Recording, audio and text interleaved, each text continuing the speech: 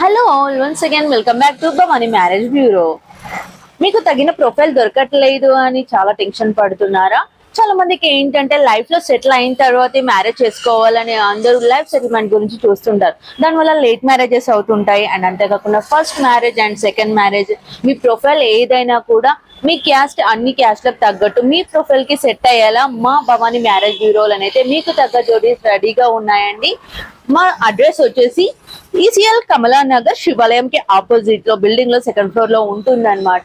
మా మ్యారేజ్ బ్యూరోలో ఆర్య, వైశ్య, బ్రాహ్మణ, కమ్మ, కాపు, రెడ్డిస్, గౌడస్, పద్మశాలి ఏ క్యాస్ట్ వాళ్ళకైనా అన్ని కులాల వారికి మీకు తగ్గట్టు జోడిని మేము వెతికి పెడతాం.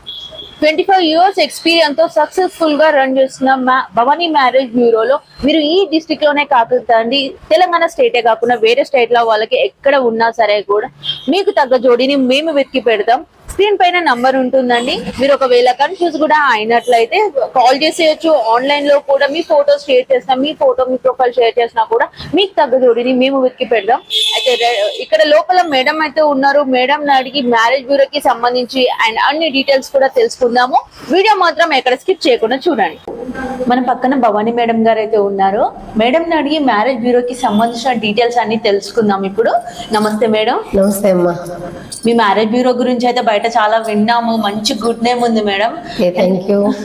నార్మల్ గా ఒక్కొక్కరు ఏంటంటే ఒక 5-6 years పెట్టినాము, ఒక 1 year లోనే స్కిప్ చేసిన వాళ్ళు ఉంటారు. మ్యారేజ్ బ్యూరోస్ పెట్టి తీసేసి కాంట్రవర్సీలు అయ్యి ప్రాబ్లమ్స్ అయ్యి చాలా ఫేస్ చేసిన వాళ్ళు కూడా ఉంటారు. మీరు 25 years నుండి సక్సెస్ఫుల్ గా రన్ చేస్తూ వస్తున్నారు. ఎన్నో మ్యారేజెస్ ప్లేస్ లో కూడా నడపడం జరుగుతుంది ఈ ఆఫీస్. మీ సక్సెస్ సీక్రెట్ ఏంటి అసలు?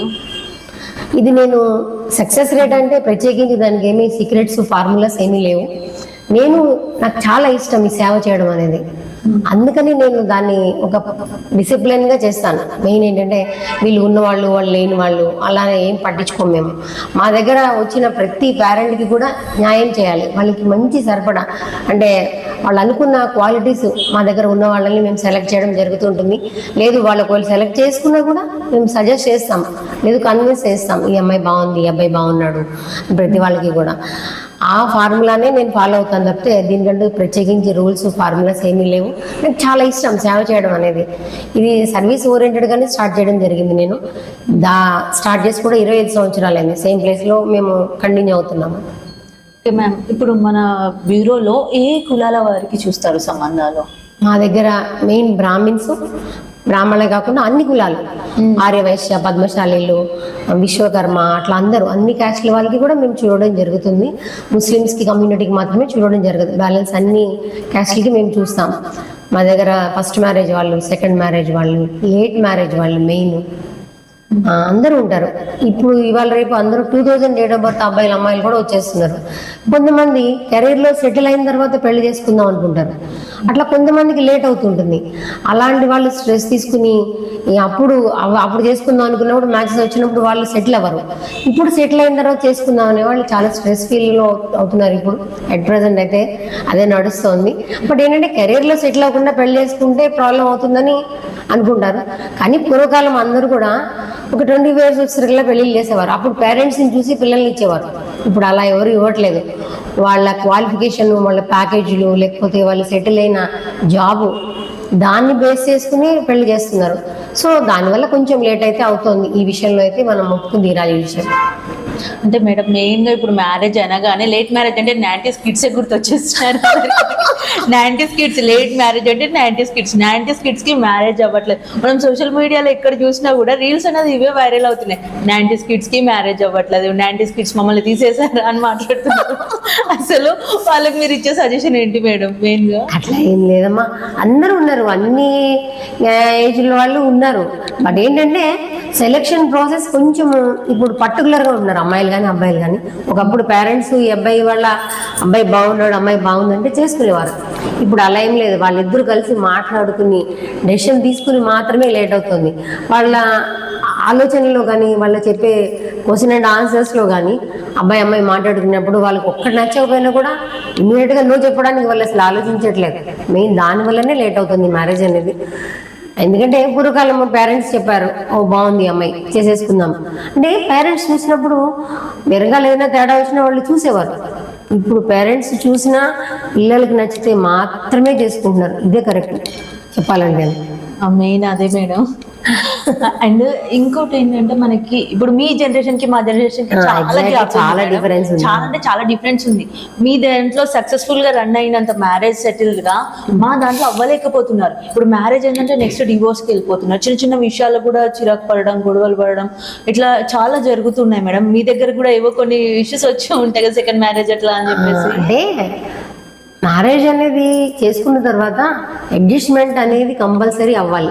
అండర్స్టాండింగ్ అనేది వాళ్ళకి రావడానికైనా కొంత టైం ఇవ్వాలి. ఇద్దరు కూడా ఇచ్చుకోవాలి ఒకళ్ళొకళ్ళు. ఎందుకంటే పెళ్ళైన 1 dayలోనో లేకపోతే 1 weekలోనో డైవర్స్ అంటుంటారు చాలా మంది. అసలు వాళ్ళ గురించి వీళ్ళకి ఏమీ తెలియదు.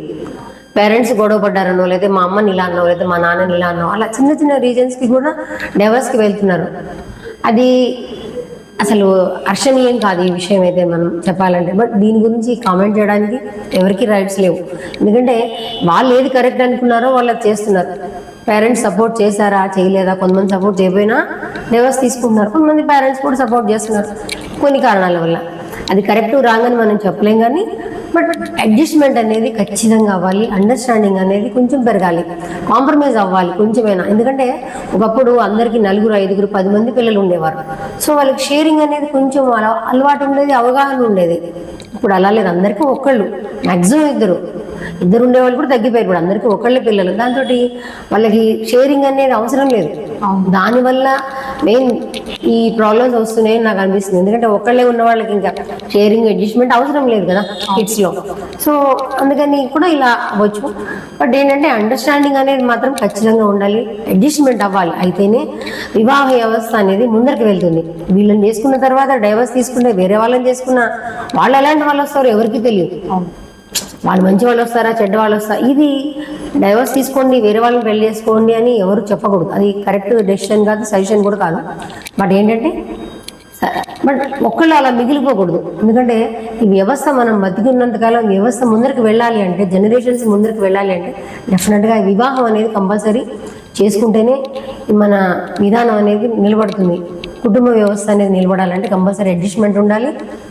నెక్స్ట్ అండర్స్టాండింగ్ కూడా పెరగాలి. పేరెంట్స్ ముందర నుంచే వాళ్ళు కూడా కొంచెమైనా, అంటే ఒకప్పుడు చెప్పేవాళ్ళు నువ్వు ఇలా ఉంటే తర్వాత ఎలా కష్టం అవుతుందని. ఇప్పుడు అలా ఎవరు అనట్లేదు. బట్ అది కొంచెం గైడ్ చేయాలి. కౌన్సిలింగ్స్ అనేది డైవర్స్కి వెళ్ళినప్పుడు తీసుకుంటున్నారు అందరూ. బట్ అలా కాకుండా మ్యారేజ్కి ముందర కూడా కొంచెం కౌన్సిలింగ్ అనేది పిల్లలకి ఇప్పిస్తే వాళ్ళ లైఫ్ చాలా బాగుంటుందని నేను అనుకుంటున్నాను. ఒక ప్రొఫైల్ మీరు తీసుకున్నప్పుడు ఏమేమి చూస్తారు మేడం? ఒక పర్సన్ ప్రొఫైల్లో మీరు యాక్సెప్ట్ చేసే ముందు ఎలాంటి డీటెయిల్స్ అన్ని తీసుకుంటారు ఒక పర్సన్ కి మ్యారేజ్ కి సంబంధించి? అంటే జనరల్గా మేము ఫస్ట్ హాఫ్లో ఏం చేస్తామంటే అబ్బాయి qualification, date of birth, job, main salary ఎంత, నక్షత్రం, గోత్రం అవి తీసుకుంటాం. తీసుకున్నప్పుడు పేరెంట్స్ రిక్వైర్మెంట్లు, నెక్స్ట్ అబ్బాయి రిక్వైర్మెంట్ కూడా అమ్మాయిది కానీ తీసుకుంటాం. ఎందుకంటే ఇప్పుడు బయోడేటా ఇచ్చిన మాత్రం అది సూటబుల్ వాళ్ళు పెళ్లి చేసుకోవాలని రూల్ ఏం లేదు. మేము ఏం సజెస్ట్ చేసినా కూడా వాళ్ళ అంతటా వాళ్ళకి రిక్వైర్మెంట్స్ స్పెసిఫిక్గా ఉంటాయి. ఇంత హైట్ ఉండాలి, లేకపోతే ఇలాంటి జాబ్ ఉండాలి, లేకపోతే వాళ్ళ కారు ఉండాలని అడిగే అమ్మాయిలు ఉన్నారు. ఫలానా హీరోయిన్లో ఉండే అమ్మాయిలు కావాలనుకునే అబ్బాయిలు కూడా ఉంటారు మా దగ్గర. హీరోయిన్లు అనేది దొరకరు. అది ఎందుకంటే సినిమాల్లో మాత్రమే అవన్నీ జరుగుతాయి, బయట జరగవు. వాళ్ళ ఇంట్లో వాళ్ళు ఏం సఫర్ అవుతున్నారో మనకు తెలియదు యాక్చువల్గా చెప్పాలంటే. అంతే కదా, హీరోలో ఉండేవాడు వచ్చినంత అబ్బాయి మంచివాడా కాదనేది మాత్రం, అమ్మాయి మంచిదా కదా, మన ఇంట్లో కలుస్తుందా లేదనేది మాత్రం ఒక్కటి చూడండి. నేను అదొకటే చెప్తాను. శాలరీ అనేది ఇవాళ తక్కువ జీతం ఉన్నా పెరుగుతుంది ఫ్యూచర్లో. ఇదే జీతం కంటిన్యూ అవ్వదు కదా లైఫ్ లాంగ్. ఎవరికైనా జాయిన్ అయినప్పుడు ఎంత శాలరీ ఉందో రిటైర్మెంట్ వైజ్కి అంత శాలరీ ఉండదు. స్టార్టింగే 23 ఏళ్ళు 24 ఏళ్ళు అబ్బాయిలకి లక్షల్లో శాలరీ కావాలంటారు. అందరికీ రాదు. అందరూ ఐఐటీలో చదివే వాళ్ళకి వస్తుంది, కానీ అందరూ పళ్ళకెక్కితే మోసే వాళ్ళు కూడా కావాలి కదా.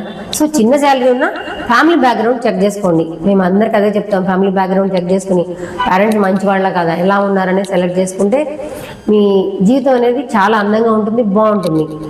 ఓకే మ్యామ్, ఇప్పుడు మన వీడియో చూసే వాళ్ళైతే ఇక్కడ వాళ్ళే చూడరు, వేరే డిస్ట్రిక్ట్ లో వాళ్ళు చూస్తారు, వాళ్ళు కూడా చూడొచ్చు, అందరు చూస్తారు కదా. అందరు అనుకుంటారు ఓకే మేడం ఇంత జెన్యున్ గా చెప్తుంది, ఇంత సక్సెస్ఫుల్ గా అయిందంటే 100% జెన్యున్ ఉంటది, మాకు కూడా వధువరులు కావాలి, అమ్మాయి అబ్బాయి కావాలని అడుగుతారు. మరి అంత లాంగ్ లో ఉండే వాళ్ళకు మీరు ఎలా చేస్తారు? అంటే ప్రపంచం అంతా ఇవాళ ఫోన్లోనే మనం లైఫ్ లీడ్ చేస్తున్నాం. మీరు ఎవరైనా సరే మాకు కాల్ చేసినట్లయితే, లేదా బయోడేటా ఫోటో వాట్సాప్ చేయడం కానీ, వెబ్సైట్లో కానీ పోస్ట్ చేసినట్లయితే డెఫినెట్గా మీకు కరెక్ట్ జెన్యూన్ సర్వీస్ అనేది ఇవ్వడం జరుగుతుంది. మేడం ఇప్పుడు బయట మార్కెట్లో ఏమైపోయిందంటే మనం కొన్ని ఆన్లైన్లో చూస్తుంటాం, బయట చూస్తున్నాం, మ్యారేజ్ బ్యూరో అని పెడుతున్నారు, అది 100% జెన్యూన్ ఉండదు. మ్యారేజెస్ అయిపోయిన తర్వాత అది బోగస్ అని తెలుస్తుంది, తర్వాత మనం ఏం చేయలేం కదా మేడం. అవును. అట్లాంటి దానికి మీరు ఇచ్చే సజెషన్ ఏంటి? ఒక మనం మ్యారేజ్ బ్యూరోకి వెళ్తున్నాం అంటే పర్టికులర్గా ఏం చూసి వెళ్తే మనకు ఒక ట్రస్టెడ్గా ఉంటుంది? మా మ్యారేజ్ బ్యూరో వచ్చిన చాలా మంది బయోడేటాలు తీసుకుని ఫస్ట్ మనీ వేయమంటారు, తర్వాత స్విచ్ ఆఫ్ వేస్తారు. అది చాలా మంది మాకు వస్తారు కంప్లైంట్స్. చాలా మంది పేరెంట్స్ మా దగ్గరకు వస్తూ ఉంటారు కంప్లైంట్స్ అయితే. డబ్బులు వేసే వరకు మాట్లాడతారు, తర్వాత మొబైల్ ఆపేస్తారని. మేమందరికీ కూడా వాళ్ళ లొకేషన్లు కూడా పెట్టరు. మేము ఇమీడియట్గా మేము డబ్బులు కట్టాలి, అయితే మా వివరాలు అడగగానే మేము లొకేషన్ పెడతాం. ఎందుకంటే అది జెన్యూన్. ఎందుకంటే మేము 25 సంవత్సరాల నుంచి ఇదే ప్లేస్లో మేము నడపడం జరుగుతుంది ఈ ఆఫీస్ని.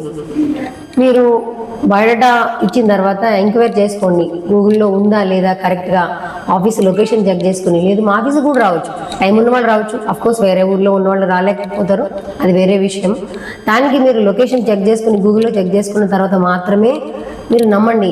ఎవరిని పడితే వాళ్ళు నమ్మి వాళ్ళ దగ్గరికి వెళ్ళాము, వాళ్ళ దగ్గర కాలేదు, మీ దగ్గర అవుతుందా అంటారు. అలా అసలు ప్రసక్తే లేదు.